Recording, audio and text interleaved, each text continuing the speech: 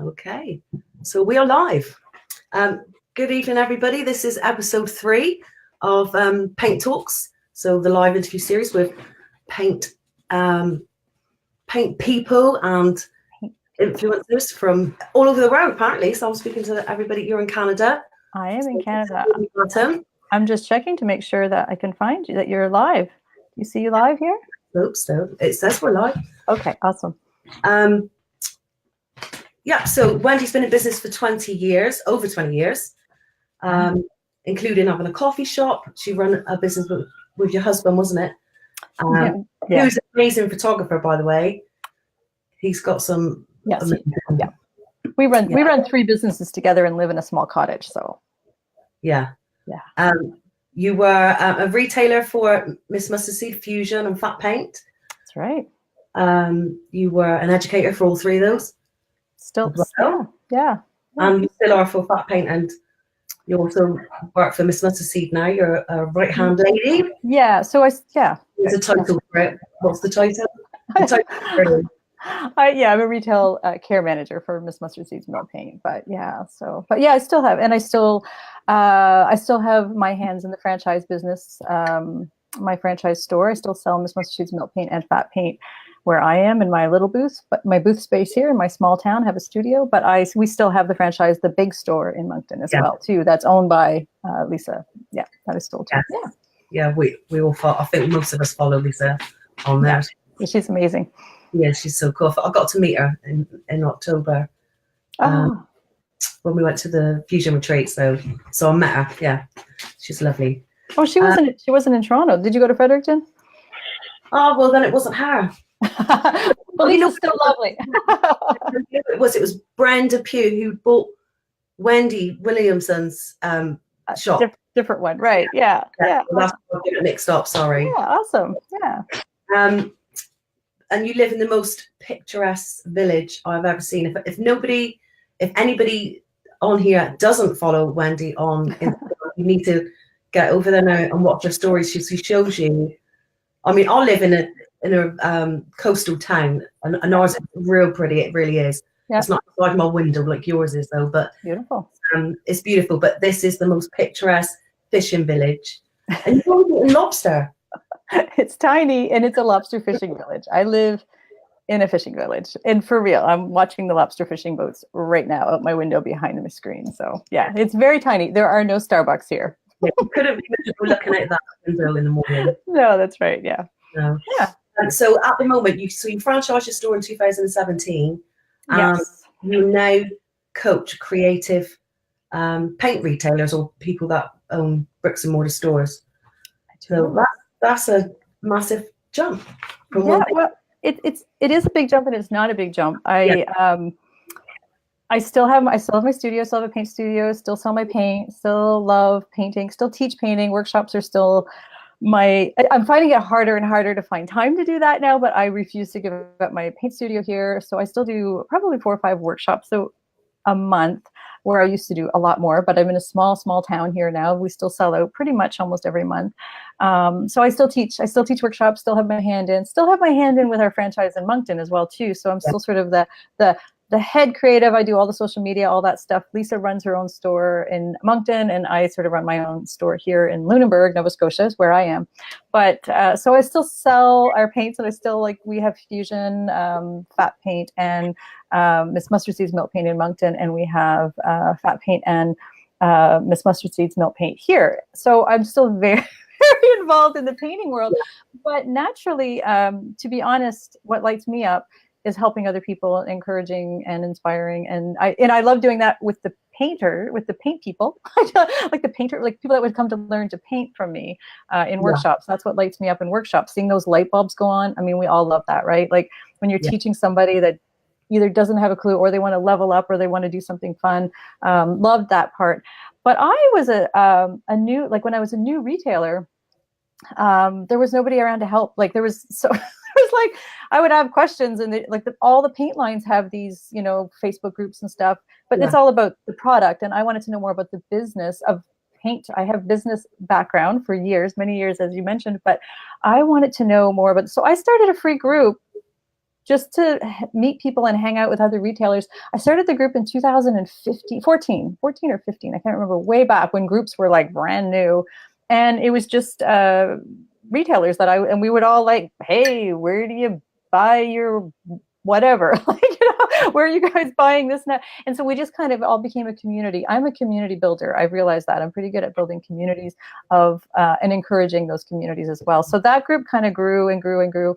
And I started getting asked a lot of questions about how I was running my business because it was going really well. Front Porch Mercantile was going really well. It wasn't at first. It took about 3 years. And then when I hired my first coach and started really narrowing down on, because a lot of us creatives, we're squirrel brained and we want to do all the things and we want to do it all by ourselves.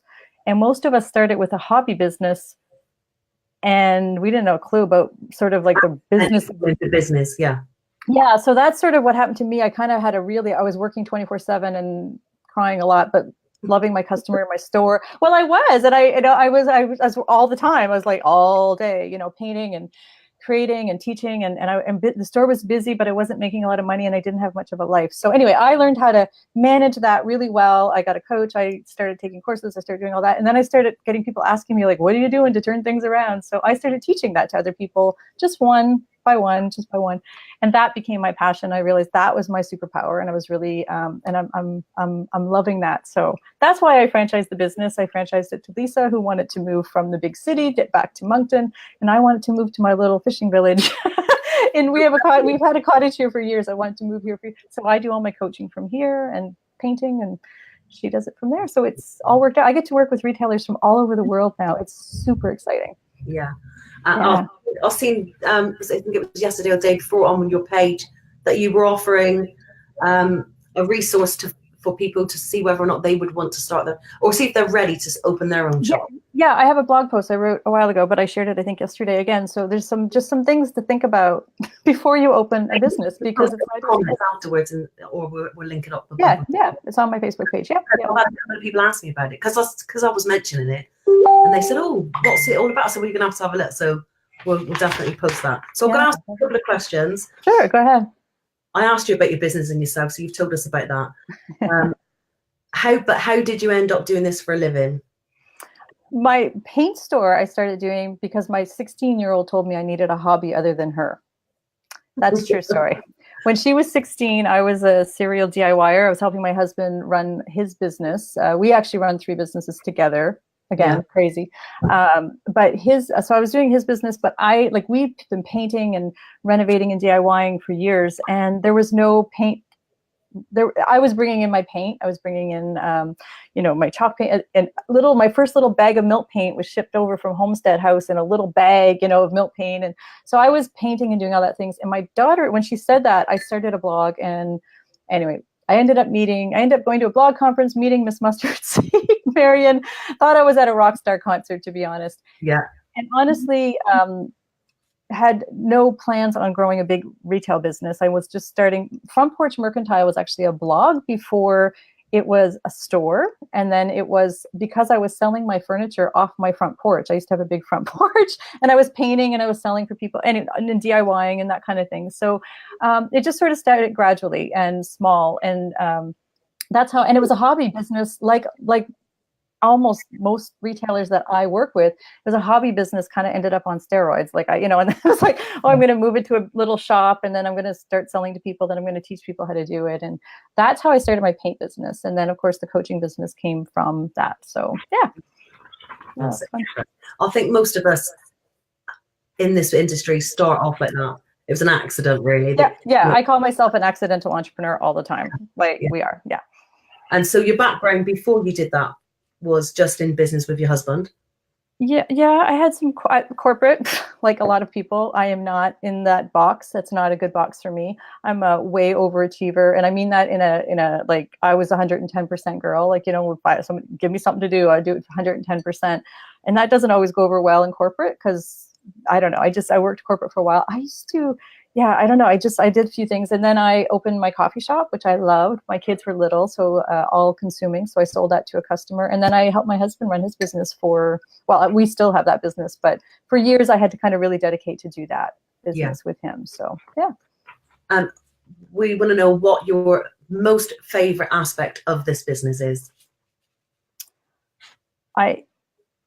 When I have my retailer hat on, it's definitely teaching workshops. Like, yeah, well, not even teaching maybe workshops, but teaching people, like when people come in and they're nervous and they don't know what they want and they have their grandma's old china cabinet, you know, that kind of thing. And then you kind of guide them to what they need. That lights me right up to see their confidence grow. And I have had some amazing customers like that were with me at the beginning that were nervous, and they're like super awesome.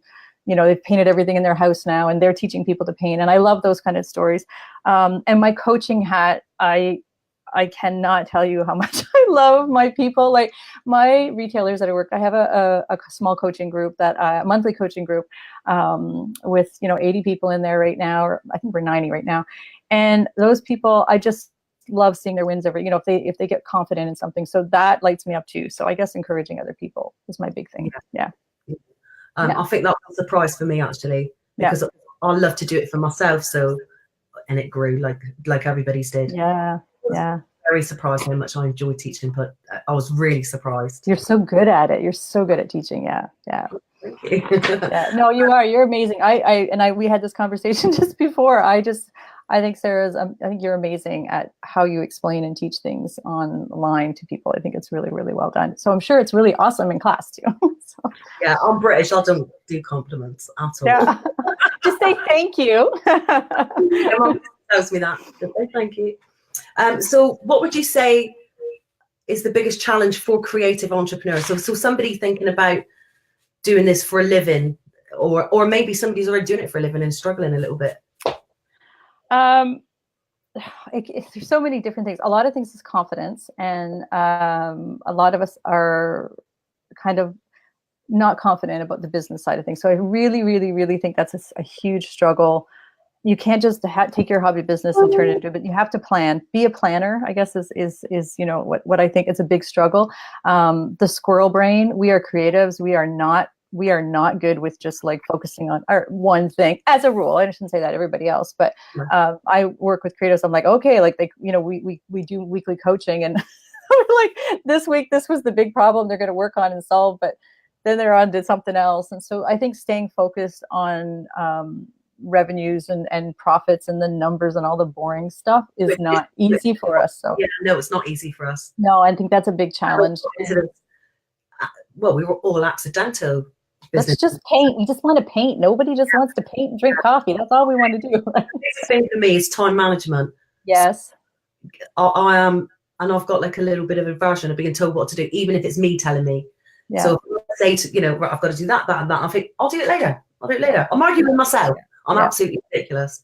So that's definitely that's how we end up in the overwhelm. Most retailers that I even myself included, year 3 we burn out. Like I've started to burn out in year 3. I'm a 24/7 doer. I can do it for 3, and I was painting and doing the business and making money and serving customers and doing workshops and doing all those things. And you just we were just saying, but you got to manage your time, and you got to manage or else like it's just. You're just going to burn out, and you're going to lose your momentum, I guess is what you'll lose. So even if you're making money, you can't keep that up. So, and I see that over and over and over again. So, and that's the squirrel brain. That's also the not asking for help brain, and not planning, not taking time management into time management is it's huge. And it's so boring, right? It's so boring. And somebody telling me what to do, even though it's myself. I mean, it's just yes. But I think as well, we struggle with setting ourselves those goals and keeping to them. We're our own boss. So we're either extremely hard on ourselves for the certain things. We're the worst boss you could possibly have for ourselves, or you just forget those. I'm really good under pressure, see. So I like the right. That's got to be done, and I'm great under pressure. You do really well with you've got to get it done. So I see a lot of retailers shooting all over themselves too, and I mean that like they're always like, I should be doing that, I should be doing Facebook, and I should be doing this, and I should be doing lives, and I should be doing custom, and I should be doing all these things, and then we get overwhelmed with all the things, like, so that just builds it up too, right? You know what I mean? We should be doing, and there is no should. We have to plan and execute. I am like any of my retailers are out there, they will be like rolling their eyes because I am forever saying we need to like start planning. And I never used to be a planner, but again, time management, all these things, because then we stop shooting all over ourselves and we know what we need to do, right? So it is hard. It's hard though. Like you just we're very reactionary. Yeah. Well, yeah. Yeah, definitely. Just doing what needs to be done on the yes, at the time. Which is not a great thing. Yeah. No. So what's the best piece of advice you've been given in business in general? Oh, that's a great question. I would say for me, it's my dad was a retail guru, to be honest, and I hadn't actually thought of that. I hadn't actually realized that until a few years ago. It's so funny. I grew up around my dad, who was around my dad. I grew up around a mall with a dad who was very authentic, very kind to all his people that he worked with. He was a mall manager of several malls, but he knew everybody by name. He was he noticed attention to detail, but he taught us, and he still teaches me. Actually, we talk all the time now about business. We always have to be of value. Everything I do, I literally have this taped to my desk. It says be of value if you can't read it. But like everything that I try to do is to be of value to somebody and to be authentic. And sometimes you look at the way other people are running their business or things that people are doing, and you're like, I want to go the short road, or I don't want to take the high road I do. I take the high road every single time. So I'm always trying to be of value and always trying to be authentic. And I'm always trying to be like, do the right thing, I guess is sort of, that was instilled always from my dad. And I saw him succeed in business. And you know what? That's just sort of, I guess that's just ingrained in me. So that's probably the best business advice I've ever had. Yeah, that's good. That's a good one.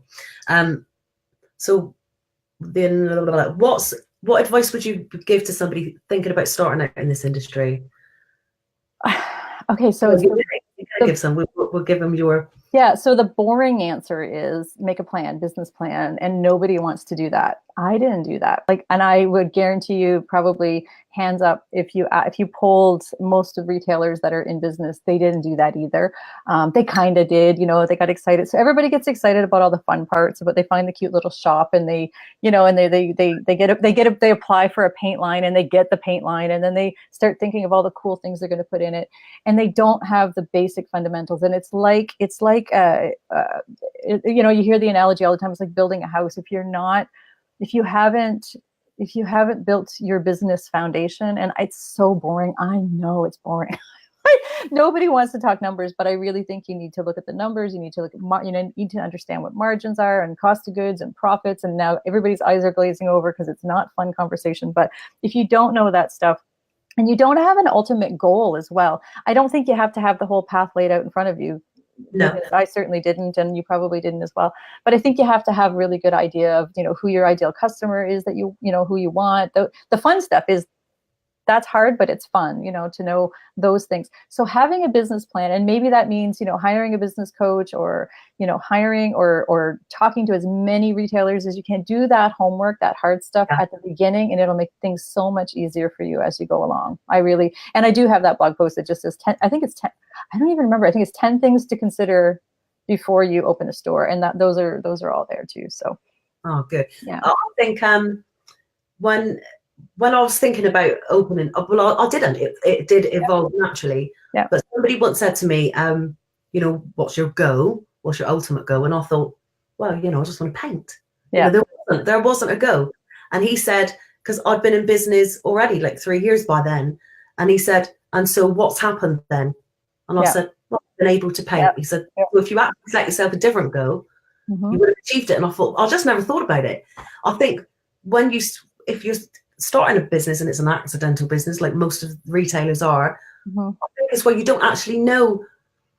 So apart from the fact that all that stuff's pretty boring if you're a creative person, you don't know what's got to be done. Sometimes it would just take, you just need somebody to say, listen, have you done this, this, and this? Right. And perhaps if somebody told me that if I'd set my goal higher in the beginning, perhaps I would have got it, because that's exactly what I did. I actually achieved what I set out to do because I didn't, Well, I do. And I think it's important to know that you don't have to have, so I have a retailer who who's doing very well in her business, happy, painting every day, loves painting, loves doing what she's doing. And she actually said to me, I think I'm supposed to want more, right? And I'm like, no, you're paying your bills. She's paying herself. That's the goal, right? To pay yourself.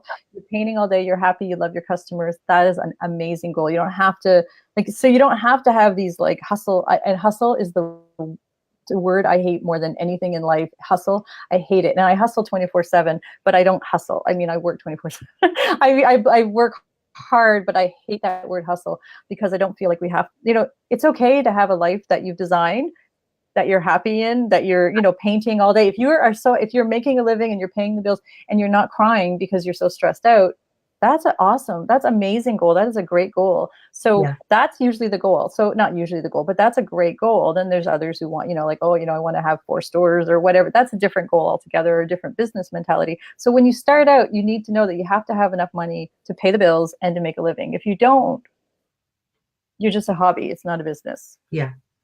Right. So it's okay if you're painting and you're happy and you're doing that and you're paying the bills, but if you want more, then we have to goal plan that. So. Yeah. That's awesome. I don't know if that makes sense, but yeah, no, it does make sense. Yeah. I'm just gonna. So we would like to know, not just me, 3 random facts about you that we wouldn't know. Okay, really so to answer this question, isn't it? Yeah, it is actually. Okay, so I live in a fishing village, which you all know, but you may not know. I think I have it right here. So my fishing village is next to Oak Island, which some of your viewers may know, the mysteries of Oak Island. So the lost treasures of Oak Island. I actually teach classes next to Oak Island all the time at the resort there. So you may not know, you probably do you know that it's from the History Channel? I don't even watch the TV show, but it's phenomenal. It's like we get people here all the time. And so it's kind of a cool fact to those that know the mysteries of Oak Island. And I don't know if there's a treasure on the island. Another funny thing, let me see. I used to work for a hockey team, which is really funny because I am Canadian and everybody plays hockey. I know nothing about hockey. I was the office manager for a Quebec Major Junior hockey team, which is kind of not NHL. It's like that next level down. Yeah. And I ran the hockey team for 3 years, and I know nothing about hockey. I am the most anti-Canadian person, especially knowing that. So everybody thought it was funny. I did that for 3 years, and still know nothing about hockey and do not care in the least. I just not a sports girl. So yeah, so I ran and I could talk the talk with my customers too. What else? Probably like the coffee shop thing was, so I opened my coffee shop before there was such a thing as espresso bars and stuff in my town. So there were no Starbucks around. That was way back. It was 20 years ago. So I opened the first one. People thought I was crazy. Who's going to drink coffee? I know, which is probably weird because there's probably been coffee shops in the UK for a long time, but in my town, which is 100,000 people, there were no coffee shops. So when I opened that, and it was the best job I ever I loved being a barista. So I am a full-fledged barista. So yeah, so that was a fun job too. So creative part though, because I baked. So when I was home with the children, I didn't realize I was creative. Until everyone said, well, I made people's, not wedding cakes, but yeah, I did. I made a wedding cake. I made, I literally baked. Right. But you don't think about it as being creative, do you? Do you know what I mean? It wasn't until I added it all up. I was really old. I was really old when I found it that I was creative. I think I'm a serial DIYer. I mean, renovating my house. That's why my daughter told me I needed a hobby other than her, because I need to put all that stuff on a blog or something, because same thing, we've been renovating and DIYing, but we just did it out of necessity. But yeah, but the coffee shop was fun. It was sort of my first solo, running with my business, but husband before, but this was my solo. It was fun. My kids were really little then, so it was hard to have little kids, and that's why I sold it. But I still love it, and that coffee shop is still open and still run. I'm still proud. I'm still proud of that baby. That was my baby, and she's still alive. So yeah, she's still alive and well. So yeah, right next to a Starbucks, which is really funny now because it's right next to a Starbucks. So competition is good. Yeah. I don't really like the chain store coffee. I love coffee, but I don't like any of the big names. I don't know why. Yeah. Yeah, so yeah, it's kind of fun. Yeah, I don't know, and I don't know other things. I don't know. I can't think of a third thing. Did I say three? I don't know. I know it's a difficult question to answer, but some of the answers you get are so cool. Do you know what I mean? That I don't know if you watched the first one, but Jenny Lynn told us that she used to do figure skating. Yeah, I knew that. Yeah, but I mean, guess it? I can just I can see you doing that. I think a funny fact might be that I've had in my tiny fishing village here, which is very tiny, like we are population 2,000 people, but I have had more guests here. Jenny Lynn's been here. She was at my house in Moncton, but I've had like I've had more guests here. It's just funny. Like, I don't want to name drop. But whatever, it's just funny. I've had people here from all over the world that have come to visit me here, from all over the world in the paint world, that have come to visit us here. And it's kind of flattering in my little tiny town. So it's kind of fun. Yeah. You must be a good host. Well, yeah, the squirrels running. It's not fancy. We have squirrels running up and down our walls. So yeah, it's quite interesting. But anyway, but not inside in the walls. Sorry. So you've got a free group that people can join if they're paint retailers. Is that right? Right. So I have a group called Rockstar Creatives, and it's a free Facebook group. That's the one I've had since 2014. I think is what we looked back the other day, and 2014, and it's just for paint retailers that just need a little bit of help. I do have a paid coaching group that's not open right now. That's called the Paint Printers Inner Circle. Those people are amazing. Cambo had just commented actually that she was in the group and that it was a great. She's just telling other people in the comments that it was great if they're thinking about it. Who's that? Who said that? I didn't hear who said that. Cambo. Oh, yay. Yep. So that's awesome. Thank you. So that's great. Yeah, no, we have a great group of people in my coaching group. I do a lot of one-on-one coaching. That's a big thing that I do as well now too. And we have a creative retreat coming up for CEOs. I have one seat left on that. If anybody wants to go to Florida with us, Sarah. What are you doing? Tell me. So I have a 2-day business retreat. It's a CEO retreat. We're not painting. We're going to be talking business for paint retailers. And it is just about sold out. I had one person that had to just cancel recently due to an illness. So I have one seat left. It was sold out, but I have one seat left. And it's in Orlando, Florida, March 30th to April 1st. So it's actually 3 days, 2.5 days. So that's available. That was sort of, we just threw that out there to see if anybody would be interested in it. Sold out quite quickly. Maybe they should crowdfund me to go. That would be amazing. I think that would be really fun. Eh? You need to come back over to North America. I know you came to Canada once, but closer to me than Toronto, obviously. Yeah, that's right. So this is we'll be in Orlando, Florida for that one. And I have all kinds of things going on. I kind of I just love working with retailers. It's just it fills my happy bucket. So yeah, and I try to be a value. So my be a value thing. So we're watching retailers. It's an awesome experience. So yeah, and I have great retailers. So also they should send me to Florida. That would be awesome. There you go. That would be super fun. It's a great group going, like super great group going. So yeah, that's amazing. Awesome. That's on my list this year. I'm going to be doing. Well, I have got training. I've got a business coach, and I'm in a couple of other groups as well. Yes, paid groups, because I think as well, when you're in the business, once you realize that you want more and you need it to grow, you can't do it by yourself. I couldn't. That's the only way I could. Right? And then I realized it just. In fact, you know what made me sign up to Jennifer Allward's group was I was already following you and another lady, and all of a sudden I started seeing, and then I'd already been following Jennifer Allward, but I hadn't joined a group. And I saw you and Jennifer Allward while you were at Stu's tribe life. He'd give you the tickets to go see the Blue Jays. Oh yes, yeah. Oh wow, that was a long time ago. Holy moly! Yes, yeah. I was doing a Facebook Live, and you were sat next to her, and I thought, I'm going to join the group. That's it, I'm joining. So that was really the reason why. Yeah. A funny story about that, if anybody knows, I think it's really funny because Jennifer Allwood is very, very shy, and it's hilarious. You would not think that because she's such a. And I'm not. So it was funny because she'd be like, come sit with me on the bus. So it's just funny because if you don't know her, she's very outgoing and it's just but in person. So she's a lovely person. So we had fun at the Blue Jays game. Anybody who's thinking about taking their business further, or they've got ideas and they don't know how to implement them, to get a business coach, to just Absolutely. because I tried to do it by myself and I couldn't do it. No, I just couldn't do me it. either. And No, you just me either. learn all the things. You just don't know all the things. And sometimes you just need expert help. Yeah, that's right. I have 4 business coaches that I work with, and I spend a lot of money.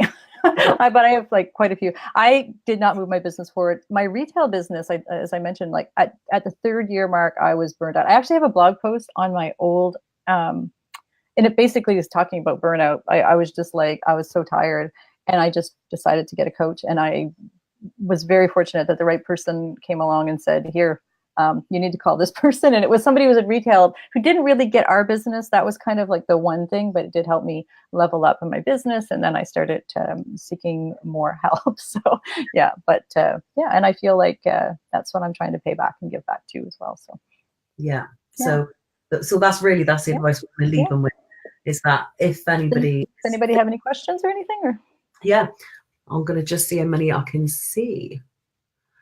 I can't see your questions.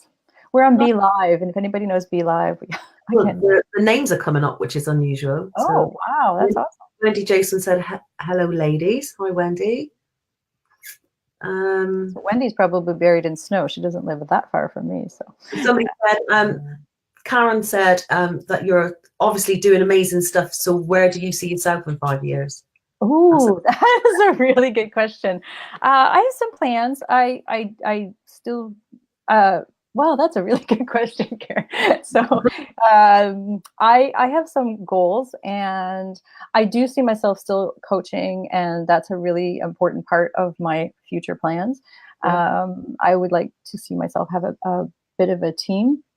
More team members. I don't know if that's the right word, but just a bigger group helping people. I don't. It's funny because I get asked this regularly about my group, about my coaching group.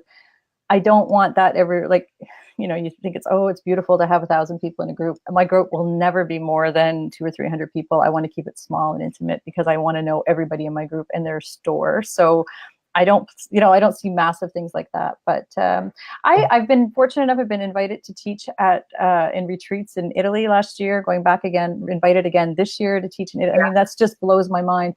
So that, how life can go. So Miss Mustard Seed and I actually we traveled to Paris and Italy last year. We're doing similar things this year. So in the next one, because I've been on 2 retreats that year. Yeah. You need to come this year. You should come with us to Italy. But and there's still seats to Italy if anybody wants to go to Italy in September. Private message me and I'll hook you up. But that's what I see in 5 years. I love teaching. I'd like to teach more retreats. I don't know. That's sort of where I see I'm going. Yeah, or hope I'm going. Who knows? Yeah. Oh, so yeah. I should imagine you've got a well thought out, extensive plan. Nope. No. And I'll tell you why, because if you had told me a year ago that I would be teaching retreat in Italy, or I don't think I have that kind of vision for myself. And I think we have to have visions for our business. We have more plans for Front Porch Mercantile laid out. Like I have, revenue generating plans and that kind of thing for the stores, but coaching wise, not so much, because you don't know what opportunities. I mean, it's just, I don't know how you say that, but I'm one of those people that if something comes up, I kind of, not that I say yes and do it and figure out how to do it. So, I experiment, I take a step into it, I lean into it, and I'm like, this is for me or this isn't for me. So yeah, I just actually had something offered to me yesterday that I would never have seen coming in a million years. So I'm just exploring whether that's something I want to do or not. So, and I've set balls down, things that I love too. I loved working with I love working with all the paint companies, but I've set all those balls down. I'm not working directly. Only person I work with now is Miss Mustard Seed, just because I love Marion so much. Not that I don't love the other ones, but that opened up opportunities for other things too. Yeah. So, and you can't do everything. So opportunities when they're available. Yeah. So yeah. Somebody just said, what's your favorite paint brand? Oh, well, unfair, isn't it? Yeah, really? It's an unfair. I mean, in all full disclosure, I am a team member of Miss Mustard Seed's Milk Paint. So I do love Miss Mustard Seed's Milk Paint, but I have used lots and lots of other brands, and I love lots of other brands.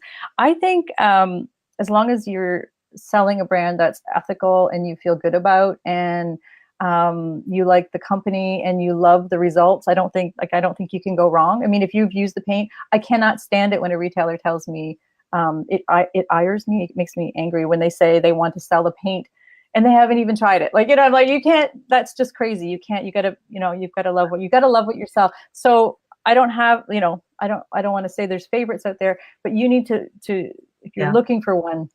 And I actually have a whole post on how to get a hold of what to look for in a paint brand. I forgot about that. There's a whole blog post on my Facebook, on my website at wendybatten.com. And it's all about how to choose a paint brand. And it's really just, you got to love it, and you got to love the ethics of the business because they're not all cool. So no. yeah.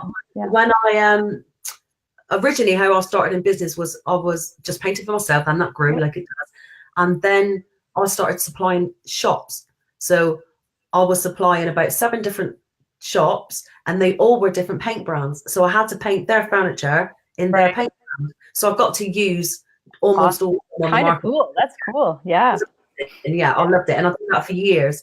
And by the time I reached about 7 shops, I thought, do you know what? I could probably do my own shop. Yeah. Which is what I did. Good plan. Yeah. I didn't retail paint for maybe 18 months, 2 years, because of those reasons. Yeah. Because of those reasons. And so all I knew was I was definitely going to be trying to retail Miss Mustard Seed, because I'd used it. And at the time when I used it, I had to get it imported over here. There was nobody over here that was selling it. Right. So I used to just get the odd bits, just like 1 or 2 pieces, bags at a time. So by the time I'd got my shop, there was a distributor over here. So, and that's how I found Fusion, was through Miss Mustard Seed, because that's what I was gonna be stocking that regardless. Right. That's awesome. Yeah, I used it. So that was how I found. So the point is, I could have had a well-known brand in England, right? And it was just, I just waited for I wanted to have Miss Mustard Seeds. Yeah, I really think you have to feel good about your brand. That's what that's always my number one advice. And like people, like you, like me, like your teaching style or my teaching style or my personality, everybody's not for everybody. So every paint brand is not for everybody. So, you got to find what works for you and that you feel really good about. So that's always using all those brands, I've got a good, I've got a good experience using all of the paint brands. So I was able to give my customers advice about what paint would be best for their project. Right. Yeah.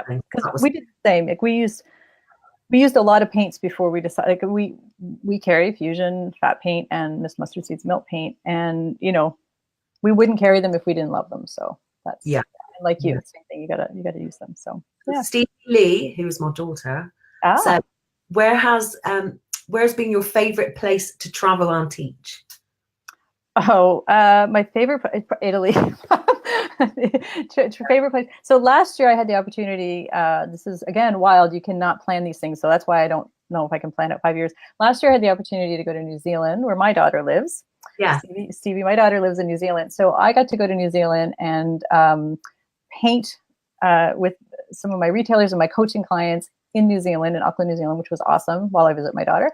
And in Italy, Italy was just, we did a full week in a tiny little hillside town called Varga, Italy. And it was just in this incredible villa. And we're doing it again this year. And it was just, it doesn't get, I'm like, we were painting and I can go back there right now. It was just incredible. So painting with Marion, Marion Parsons, Miss Mustard Seed in Italy. And two retailers went over. So I think Elaine and Jackie. So they came to meet us in Paris, which sounds really pretentious, but they came down to meet us in Paris. They didn't actually come to Italy with us. So. They just met us in Paris for a day for so crazy.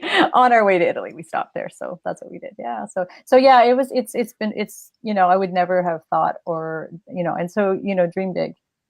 That's what I say. Yeah. Sandy Campbell said she'd like to know more about Italy. So I think she's going to PM you about that. Oh, Sandy, you've got to come. Girlfriend, you will love it there. So let's go. Yes. Yeah. Sarah's now thinking, I think we should think about this. I'm definitely going to be doing student. This isn't my the Italy treat's not mine. It's run by inspiredintuscany.com. It's Dana Wall, one of the Miss Mustard Seed milk paint retailers. So that it's all run by her. It's got nothing to do with me. She just invited me to go. So that's all cool. So yeah. Awesome. I don't know if I'm going to be able to fit it in this year, because I'm going to be doing some more coaching. So I'm going to be getting some more coaching this year. And yes. And the Fusion Retreat's in October, I believe. We've no dates yet, but it's going to be around then. So I don't know how much time we're going to have this year. Oh, well, you could go to Italy in September and then Canada in October. There you go. So, around and just there you go, right? Everybody else set you up. So yeah awesome. So thank you very much for taking the time, because I know how busy you are, and I know you've got another call soon, haven't you? Yeah, it's okay. I've got time. We're all good. Yeah, rearranged all the things for you. So I appreciate you having me on. I'm flattered to be asked. It's a. Well, truthfully, I just wanted to speak to you myself, and so I got you on so that I could chat to you. Well, we could do that anytime. So that's wonderful. Yeah. So I really appreciate it. I am flattered to be asked. Actually. Well, I know there's a whole group of girls on here. I can see some of them that have all got businesses. So hopefully, they'll take a look at the resource. Oh, sure. So yeah, I'll share after. If anybody has any questions as well, I'll watch the group after for the next few days. Well, I'm on your page anyway, so if there's any questions, just put them on there, and I'll try to answer anybody's questions if they have them. And I can link some of those blog posts if they're helpful. Yeah. And the group is called Rockstar Creatives. I'll link that if you'd like. I can link that as well too. And anybody's welcome to join that. I would, they're more than welcome. We do kind of want business owners to be in that group, so we actually have questions before you join the group. So if you could just be so kind as to answer that. But that's it. And everybody's welcome. We appreciate everybody's input. It's a really good community of people helping people. I'm not in there all the time. They're all helping each other. So it's awesome. Yeah, it is a good group. I'm in there. I love being in there. Yeah, awesome. Thank you, Sarah. Well, thanks, Wendy, for coming on. I know you're really busy, so I really appreciate you coming on. And everyone said they've had a great time. So thank you. Pleasure. They're all saying, so that's awesome. Wonderful. So, well, thank you. I'm going to be cyber stalking you. Okay. and ditto back at you. So thanks everybody for watching. Have a great day. See you later. Bye from the fishing village. See ya. Bye.